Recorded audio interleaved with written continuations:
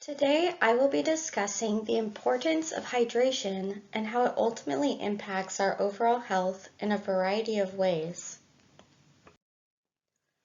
The topics we will be covering include a general overview of hydration, which will also include understanding dehydration, as well as how it is categorized within the occupational therapy practice framework, the benefits of hydration, what is the recommended intake of water to stay hydrated?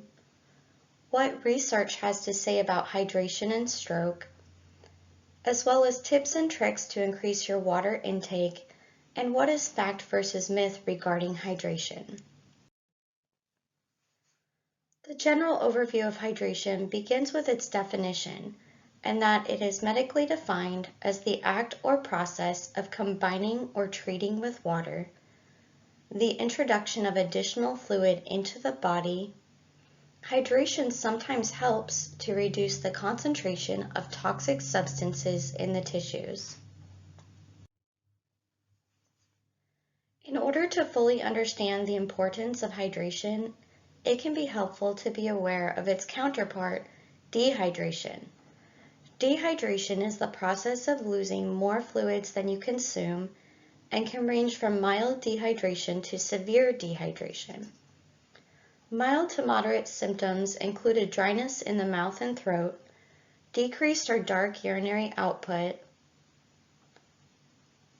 lethargy or feeling tired, weakness, headaches, and dizziness. It is important to note that in older adults, dehydration can occur without feeling thirsty, so it is important to drink water throughout the day. Severe symptoms of dehydration include loss of ability to sweat, sunken eyes, dry and shriveled skin, low blood pressure, increased heart rate, fever, delirium, and unconsciousness. Older adults are also at risk of dehydration, and sometimes this may be a result of not wishing to get up and use the restroom as often during the night.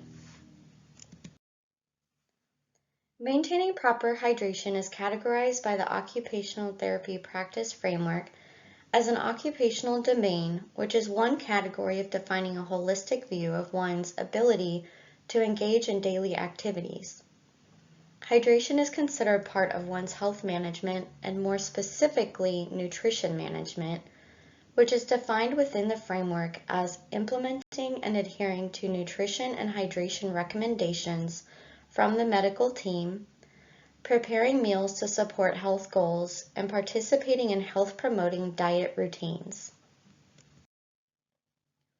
Water is vital to life, and drinking enough water each day increases our body's ability to perform many functions, such as regulating our body temperature by sweating and respiration, ensuring our joints and tissues stay lubricated, flushing bodily waste, proper functioning of our vital organs, infection control and prevention, nutrient delivery to our cells, and it also helps to improve cognition, overall mood, and quality of sleep. Looking a little closer into the relationship between hydration and how it affects cognition, there have been long-standing hypotheses that low levels of hydration have a direct link to cognitive performance. Yet little research has been shown to consistently support this, as most trials induce an acute dehydrated state through use of excessive heat and exercise, which alone are factors that can affect cognition. A study by Bethencourt et al., done in 2020, focused on dehydration and its effects on cognition in community-dwelling older adults during activities of daily living rather than focusing on extraneous exercise and heat conditions. Results found a significant difference in women's cognitive performance pertaining to attention, working memory, processing speed, and verbal fluency, as well as levels of hydration.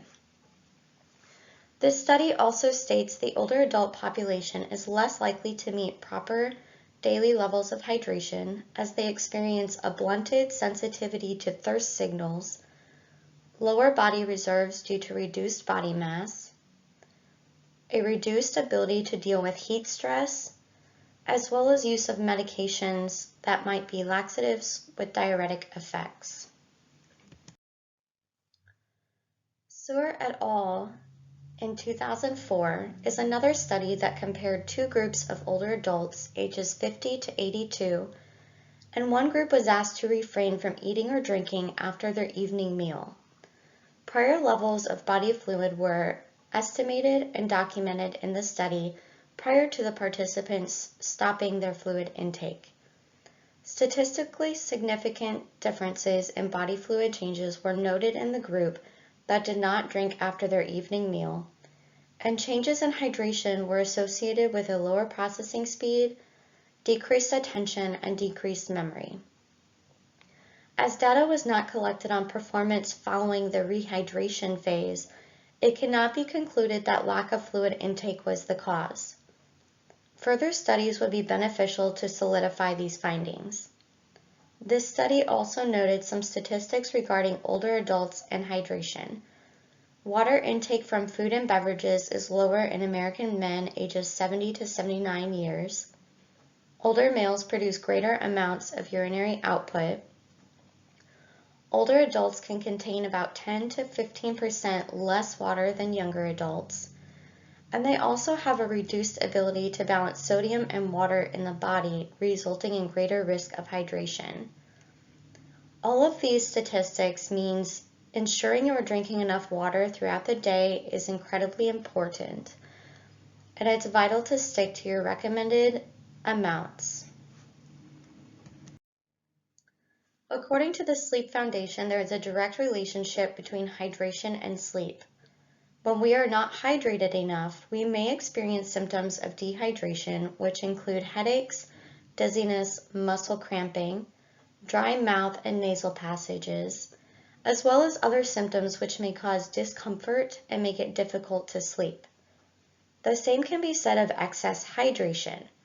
Drinking too much water can cause frequent urination at night, known as nocturia, and can make it very difficult for individuals who struggle to fall back asleep after getting up.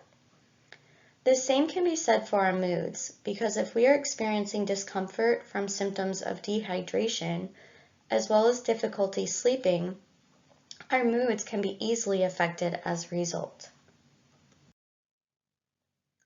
So we have established having too much water can be adverse to our overall health, and too little can yield the same results. So how much water should we be drinking each day to ensure we are maintaining our proper health? The National Academy of Sciences recommends a little over 11 cups, that's 2.7 liters of fluid per day for the average female, and almost 16 cups or 3.7 liters each day for the average male. Keep in mind your level of exercise each day, and the temperature may also influence your need for water, so being aware of symptoms of dehydration can really help to know when it may be a good time to drink more. Other factors that may influence your water intake needs may include other conditions, medications, your age, gender, and body weight. A research study done by Cortez Vincente in 2019 focused on the frequency, risk factors, and prognosis of dehydration following acute stroke. Both types of stroke, ischemic and hemorrhagic, were included. Out of the 203 patients, 78.8% presented with ischemic stroke and 21.2% with hemorrhagic stroke. The mean age was 73.4 years, and 51.7% were male. Dehydration was detected in 18 patients, 9 patients at admission, and 9 patients at 3 days after the stroke. The study found that females in older age were associated with a higher risk of dehydration. Dehydration was significantly associated with an unfavorable outcome at discharge, but the association was not significant at 3 months. Further studies would be needed to know if hydration would improve functional outcomes following a stroke. Staying engaged in the occupation of nutrition management means being proactive in making sure you have access to water. You can do this by making sure you bring a water bottle with you. I find even having some in convenient places around the home makes sure I will take a sip without having to move around to get to the sink or fridge. This way I am more likely to drink water because the water bottle not only serves as a convenient way to have access to water, but it is also a visual reminder. Setting alarms on your phone to remind you to stop and take a drink, as well as taking small sips throughout the day, are a great way to get hydrated before the evening in case you are worried about frequent night trips to the restroom. Quite often when we feel hungry, it may actually be that our body needs water, so try drinking some water first. While our recommended cups of water may seem high, you don't have to actually receive your entire fluid intake from water itself. Certain fruits and vegetables may have a high water content, as well as sugar-free water-based beverages like decaffeinated tea. Sticking to beverages that have a low sugar count and low caffeine are going to be your best bet for keeping to your hydrated schedule. Here are some fruits and vegetables, for example, that have a high water content and can be a great way to increase your fluid intake. Avoiding high sugar drinks again, such as sodas and other energy drinks, even flavored vitamin waters, may have a high sugar count and result in adverse health effects. So again, water, fruits, or vegetables are going to be best for optimum health and hydration. On this slide, we can see the different colors of what is considered a healthy urinary output. Quite often, a dependable way of keeping track of what our current hydration needs are for the day can be watching our urinary output and deciphering based on the color. As you can see, clear or colorless actually means you're drinking too much water. So you are currently putting out what you are bringing in. Pale yellow is going to be the optimal color of urine, and it shows that your body is properly hydrated. Dark yellow can be an indicator that you are becoming hydrated, so it is a good time to start drinking some more water. Orange may be a sign of dehydration. However, compared with other symptoms, it could be time to contact a health professional. And red, pink, or dark brown can come from a variety of factors. Some foods can cause discoloration as well as medication, or it could also stem from a bladder, kidney, or urinary tract infection. So again, just being aware of other signs and symptoms going on in the body can tell you what might be the cause. As we discussed, as we get involved in a variety of activities, it can be very easy to become distracted and not think about taking those sips of water throughout the day. So having those bottles of water nearby to serve as visual reminders to stop and take a sip can be very crucial to meeting our daily intake needs. Sleeping quite often for 8 hours means that we are not putting fluids into our body. So having that glass of water near the bed to start your morning off with hydration as soon as you get up is a great way to begin your day. Also, when we are working on our morning muscle moves in a seated position, we are dehydrating our body as we are perspiring. So having a water bottle nearby before, during, and after exercises or any physical activities is very important in order to stay hydrated.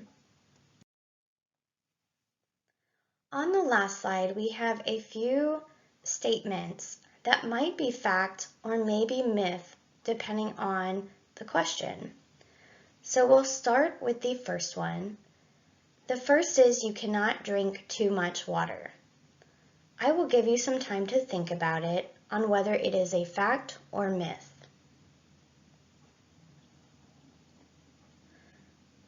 And this is in fact a myth. So if you said myth, you are correct. You can of course drink too much water, which as a result can cause frequent trips to the bathroom, a clear urinary output, and also can disrupt sleep or have much more severe health effects. So again, sticking to the recommended intake each day, as well as monitoring your urinary output color, can be a great way to know where you are at currently in your hydration state. For the next statement, it says water intake has nothing to do with sleep. You may pause, or I will give you a minute to think about whether it is fact or myth.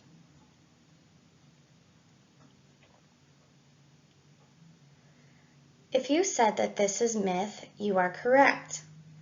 As we discussed, water intake, or rather too much of it, can impact your sleep by causing frequent trips to the restroom at night.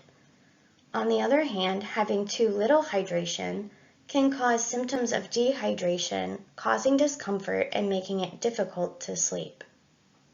So that is a myth.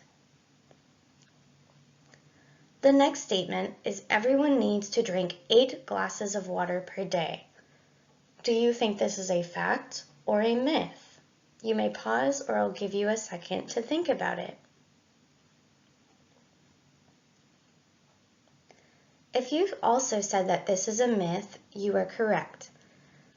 We all have heard that everyone needs to drink 8 glasses of water per day, and although exact recommendations may vary depending on your weight, age, gender, and extreme temperatures, on average, the female should drink 11 cups or 2.7 liters, and the average male should drink 16 cups or 3.7 liters per day. So again, that is a myth. The last statement is feeling thirsty is the most dependable signal to know when to drink. Is this a fact or a myth?